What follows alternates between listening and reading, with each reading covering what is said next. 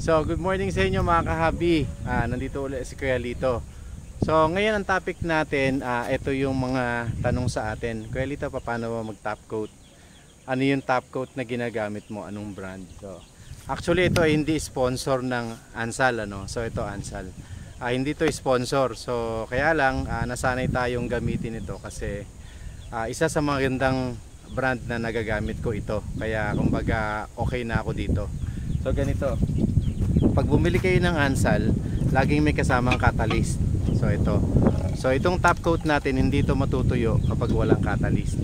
Ngayon, ang ratio naman ito, so ibig sabihin, tatlong ganito, isang ganito. So 3:1 ang ratio nito.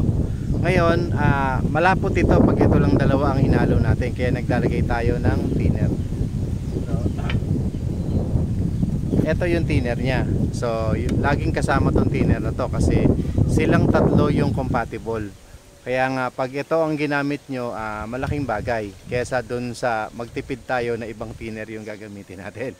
So ito yung ginagamit natin. So paano to hinahalo? So ganito, papakita ko sa inyo. So dito, actually ako kasi pag gumawa, kumbaga tantiameter ang gamit ko, pero dahil kayo nandyan kayo, gagamitan natin ito ng cup, kung saan ipakikita ko sa inyo na yung paghahalo dun sa cup ay kumbaga tama, naaayon dun sa gagawin natin. Balikan ko kayo. So eto mga kahabi, may cup tayo. So ibig sabihin, yung catalyst natin, kung hanggang dito yung catalyst natin, yung ating top coat hanggang dito, puno. So kasi kung titingnan mo, pag sinabing 1:1, puno nito, puno rin na catalyst. Pag sinabi namang 2:1, puno nito, kalahati nito yung catalyst. Pero dahil 3:1 siya, puno nito, tapos hanggang dito lang yung catalyst. Kumbaga i-divide lang natin sa tatlo to, tong ating cup. So ganun yung gagawin natin. So pakikita ko sa inyo dito. Yan. Yan. So maghahalo tayo ngayon.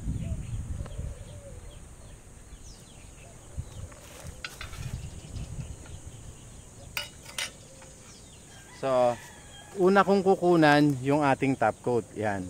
Ito yung top coat natin. So, una ko tong kukunan. So, ibig sabihin, pupunuin ko muna to.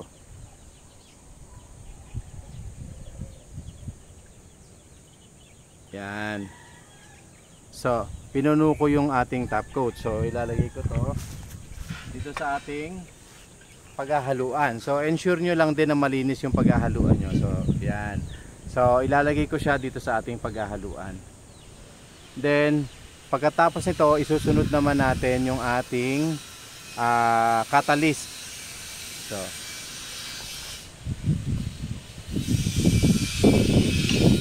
yan. So yung catalyst, pag binili nyo to, no, mga kahabi, ito hindi puno. Malaki lang ang lalagyanan nito, pero ito hindi puno. Halos hanggang dito lang yung catalyst natin. So lalagay naman ang ngayon natin. Yan. So kung makikita nyo yung catalyst natin, mababa lang sa tatlong ganto kapag tinignan natin. Yan. So yun na ilalagay natin. Then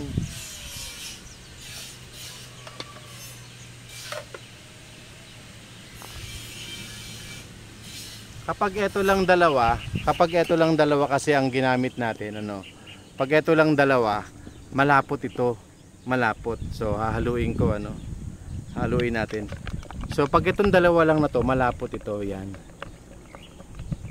makikita mo to, sobrang lapot yan, So kaya ako sinabing sobrang lapot, kapag inangat yung ganyan, makikita nyo nakadikit. Ayan, tumutulo siya nang hindi napuputol. Kaya ibig sabihin sobrang lapot nito. Ngayon, ano yung magpapalabnaw dito? So yung magpapalabnaw dito, yun yung thinner natin. So lalagyan naman ngayon natin ng thinner. Yan. Then dito, ang ratio ng thinner naman, kung gaano karami yung top coat, ito yung 1:1. Ganon din karami yung thinner na ilalagay natin.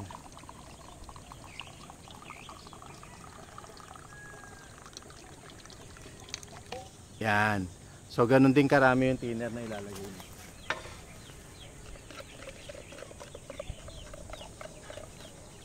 Yan. So hinalo ko yung thinner, yun ang inilagay natin. Then makikita nyo rito, no, eto, makikita nyo, ayan o, ayan o, mabilis na siya, ayan, ayan. So ibig sabihin, lumabnaw na, yung malapot ay lumabnaw na. So ngayon haluin lang natin ito, then saka natin ngayon i-apply dito sa ating top coat, sa ating sa ating lamesa. So i-hold ko kayo saglit para hindi masyadong humaba. I-prepare ko lang yung ating spray gun. So ito mga kahabi, no. So ito na yung ating spray gun. So ang gagawin ngayon natin, ilalagay na natin yung ating top coat. Yan. Sa loob. So ito ngayon yung i-spray na natin dito sa ating project. Yan. So dito sa pag-i-spray pwede nyo i-adjust. Etong dulo na ito para sa buga. So kung gusto nyo ng malaki saka maliit, ito yung ina-adjust. Ito namang isa sa magtatanong, para to sa kanyang trigger. Ito. Then etong ilalim naman pagpapalakas po ng hangin, itong ilalim. So ngayon, so ayan katulad niyan, manipis. Pag ito yung buga lumalaki pag ito ina-adjust natin.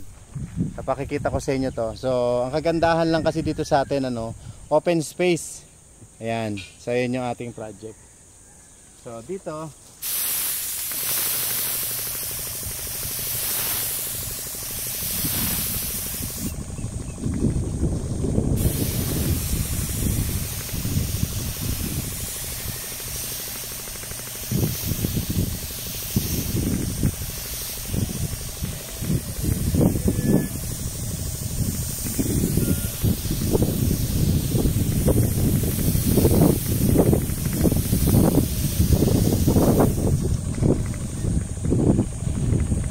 So, ganun lang yung gagawin natin. Yung pagta-top coat, unti-unti, makikita nyo, saka natin lalagyan lahat.